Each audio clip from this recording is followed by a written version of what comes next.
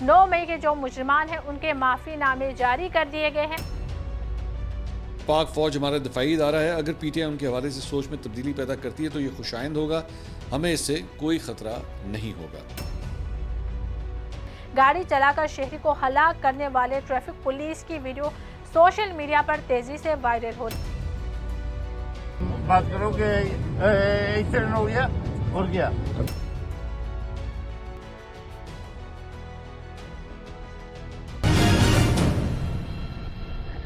अस्सलाम वालेकुम नाजरीन, वॉइस ऑफ नेशन के साथ मैं हूँ आपकी मेज़बान फरहीन अमजद। सबसे पहले आप सबको अपने यूट्यूब चैनल पर खुशामदीद कहती हूँ।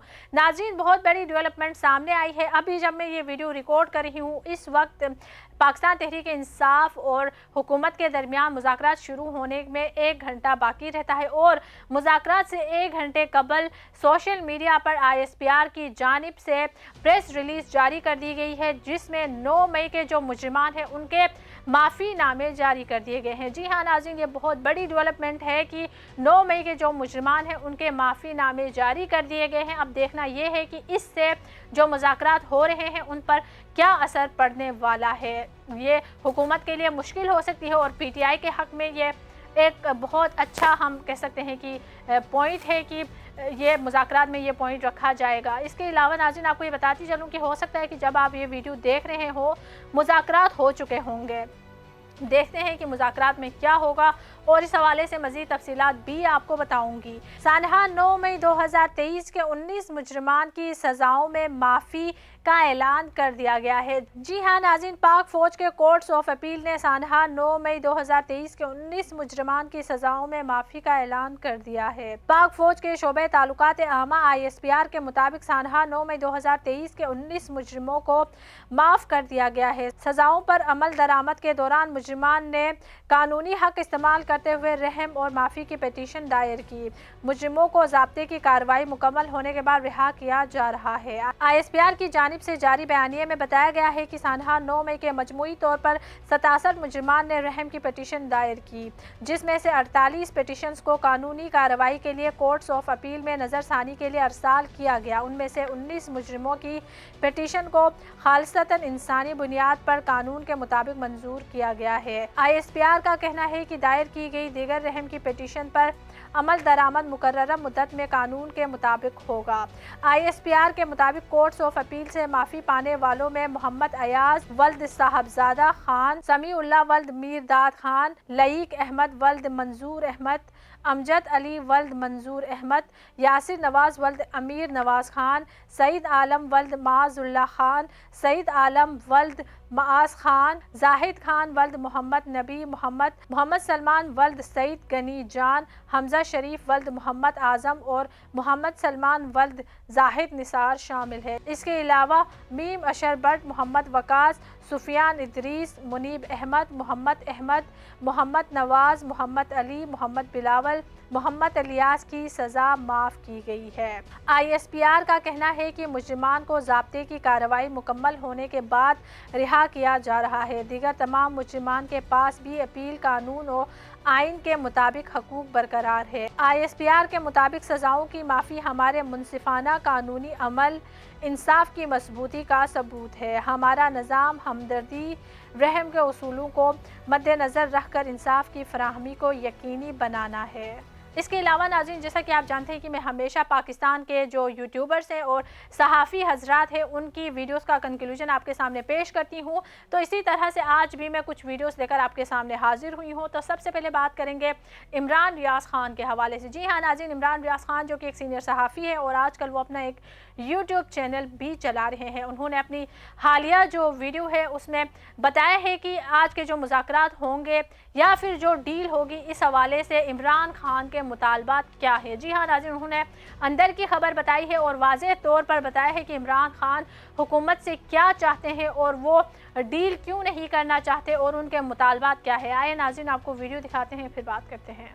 कि इमरान खान साहब को बनी गाला शिफ्ट करने के हवाले से कोई ऑफर नहीं की गई, तो इरफान सिद्दीकी साहब को किसी ने आगाह ही नहीं किया, उनको इन्फॉर्म ही नहीं किया। इमरान खान साहब के पास ये ऑफर काफी दिनों से मौजूद है।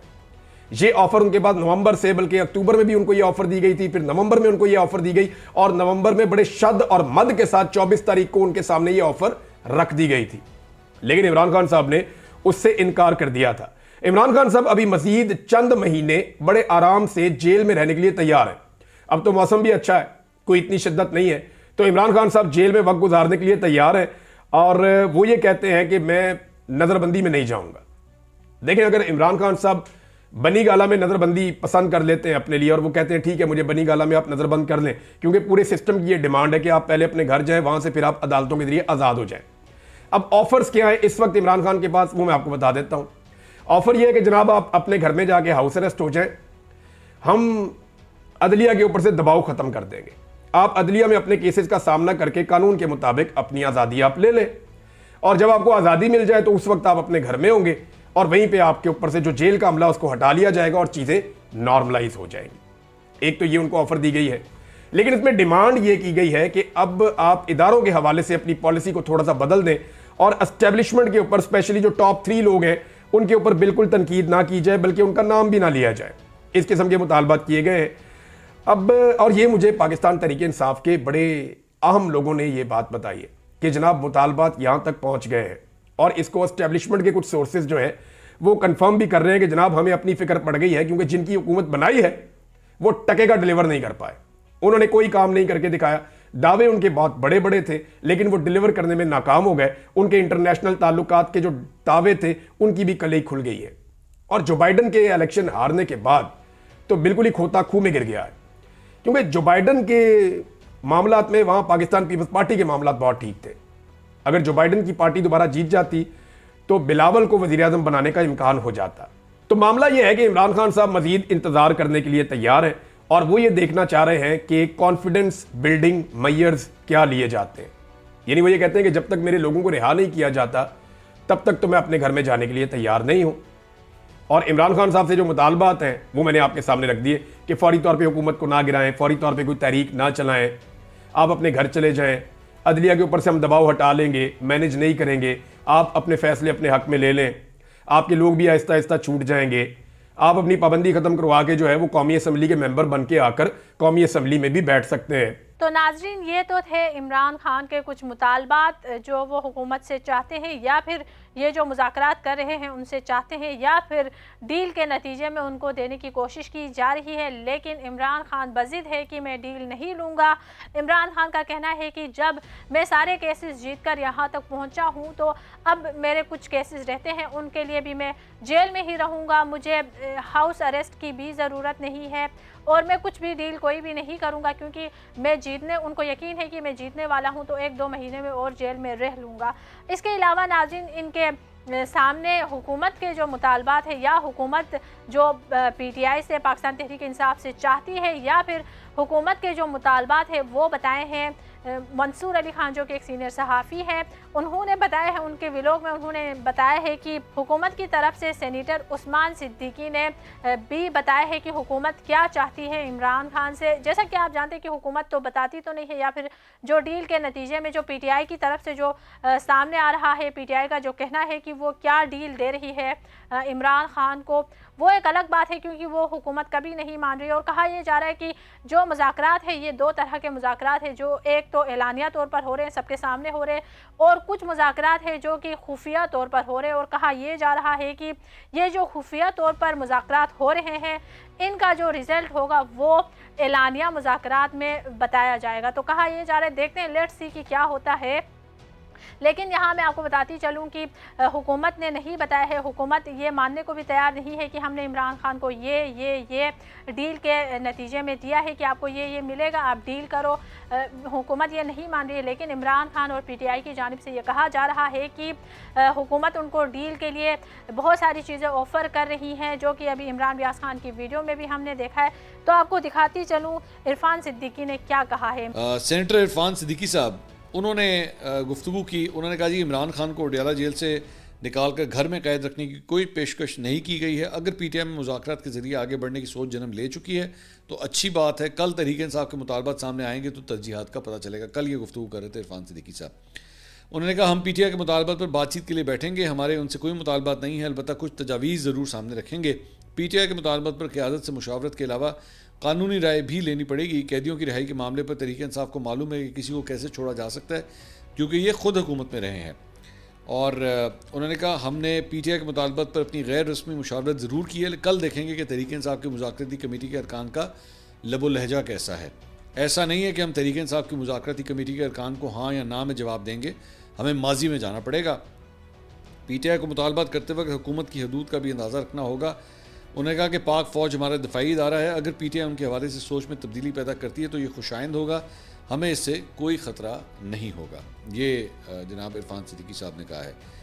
तो ये थे नाज़रीन हुकूमत के कुछ मुतालबात। इसके अलावा बात करेंगे, जैसा कि आप जानते हैं कि गुज़िश्ता कई दिनों से कराची में मुख्तलिफ जगहों पर धरने लगाए गए थे और सड़कें बंद की गई थी और एहतजाज हो रहे थे, और ये एहतजाज पारा चनार में जो मसाइल चल रहे हैं उनके ख़ात्मे के लिए कराची में किए जा रहे थे। लेकिन अब मुआहिदा तय पाने के बाद कराची में हड़ताल ख़त्म कर दी गई है, सड़कें ट्रैफिक के लिए खोल दी गई है और ये कहा गया है कि धरना सिर्फ करम में जारी रहेगा। इस हवाले से मज़ीद तफसीलात आज की इस रिपोर्ट में आपको बताऊंगी।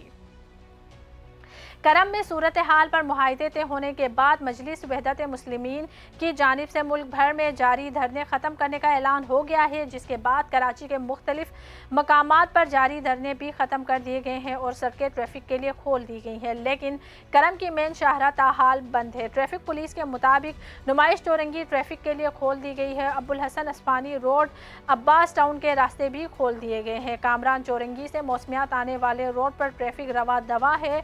वाटर पंप से अंचोली जाने वाला रोड भी ट्रैफिक के लिए खोल दिया गया है। सोहराब कोट से वाटर पंप जाने वाला रोड ट्रैफिक के लिए खोल दिया गया है, लेकिन बेशतर मुकामात पर अहले सुन्नत उल जमात के धरने जारी हैं। कामयाब मुज़ाकरात के बावजूद करम में सड़कें 27वें रोज़ भी बंद हैं। रस्तों की बंदिश के बाइस शहरियों को शदीद मुश्किलात का सामना है। अशाए ज़रूरिया का ज़ख़ीरा मुकम्मल ख़त्म हो चुका है और अवाम फाकों पर मजबूर है। कारोबारी मराकिज़, होटल्स, रेस्टोरेंट्स और ATM मशीन्स भी बंद है। करम में अद्वियात की अदम दस्तियाबी की वजह से कैंसर, शुगर, ब्लड प्रेशर और दिल समेत देगर अमराज में मुब्तला मरीजों को शदीद मुश्किलात का सामना है। सिविल सोसाइटी के मुताबिक मयारी इलाज न मिलने की वजह से अब तक 132 बच्चे जाँ बहक हो चुके हैं। पब्लिक ट्रांसपोर्ट बंद होने की वजह से शहरियों का एक जगह से दूसरी जगह जाना मुश्किल है। मोबाइल सर्विस बंद होने के नतीजे में मवासलाती निज़ाम दरहम बरहम है। करम में तवील रस्तों की बंदिश और बदअमनी के खिलाफ जिला के 4 मुकामात पर धरना जारी है। करम प्रेस क्लब के सामने मरकजी धरने में हजारों अफराद शरीक है। शदीद सर्दी और बारिश के बावजूद धरने में छोटे बड़े जवान समेत हर शोबे से वाबस्ता अफराद शामिल हैं। तहसील चेयरमैन मुजम्मिल हुसैन का कहना है कि दोनों फरीकीन के मुशरान ने जो फैसला किया है वो काबिल तहसीन है। खुदा करे करम अमन का गहवारा बन जाए। धरने के अहम मुतालबात में रोड की तहफ़्फ़ुज़ है। जब तक रोड महफूज नहीं बन जाता तब तक धरना जारी रहेगा। वज़ीर इत्तलाआत खैबर पख्तूनख्वा बैरिस्टर सैफ का कहना है कि हफ्ते को करम की जानिब काफिले रवाना किए जाएंगे। पहले कानवाई के जरिए सड़क पर आमद और रफ्त होगी। नाज़रीन, गुज़िश्ता कुछ दिनों से सोशल मीडिया पर एक वीडियो तेज़ी से वायरल हो रही है, जिसमें देखा जा सकता है कि पुलिस ऑफिसर की गाड़ी की टक्कर से एक नौजवान हलाक हो गया है। जी हाँ नाज़रीन, एक नौजवान जान बहक हो गया है। गफलत और लापरवाही से गाड़ी चलाकर शहरी को हलाक करने वाले ट्रैफिक पुलिस की वीडियो सोशल मीडिया पर तेज़ी से वायरल हो रही है। आइए नाज़रीन, आपको वीडियो दिखाते हैं, थोड़ी सी फिर तफसील से बात करते हैं।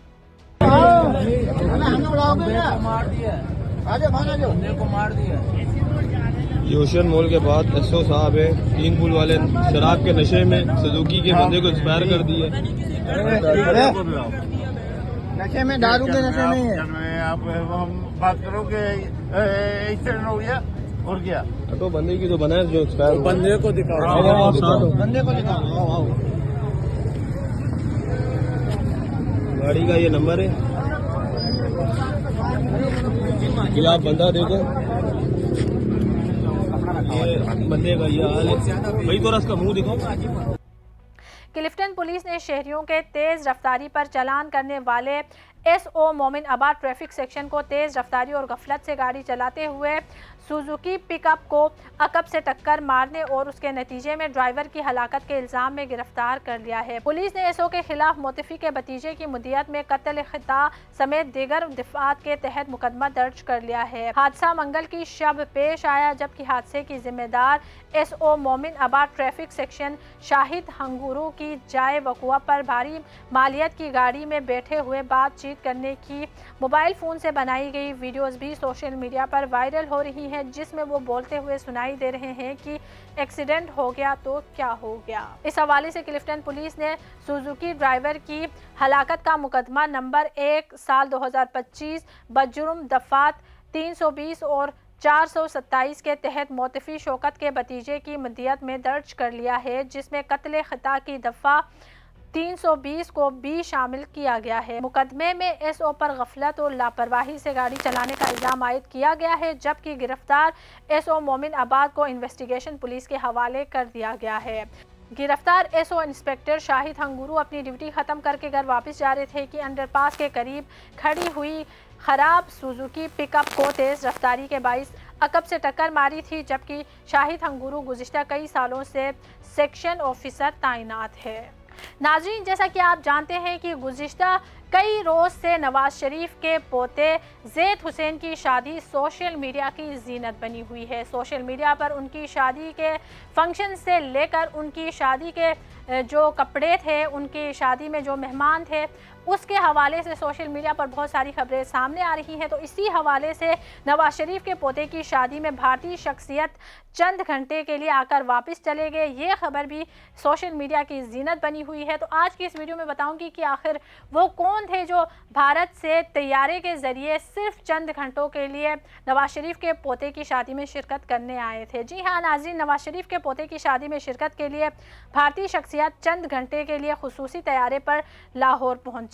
एयरपोर्ट ज़राए का इस हवाले से कहना है कि नवाज शरीफ के पोते ज़ैद हुसैन की शादी में शिरकत के लिए भारत की एक बड़ी कारोबारी शख्सियत खुसूसी तैयारे के ज़रिए लाहौर पहुंची और चंद घंटे बाद रवानगी हो गई, जहां मुल्की और बैरून मुल्क की बड़ी शख्सियात भी ज़ैद हुसैन की शादी पर मुबारकबाद देने वालों में शामिल है। वहीं भारत के बड़े बिजनेसमैन जिंदल और उनकी फैमिली भी जाती उम्रा पहुंची, जहां वो नवाज शरीफ के पोते की शादी में शरीक हुए।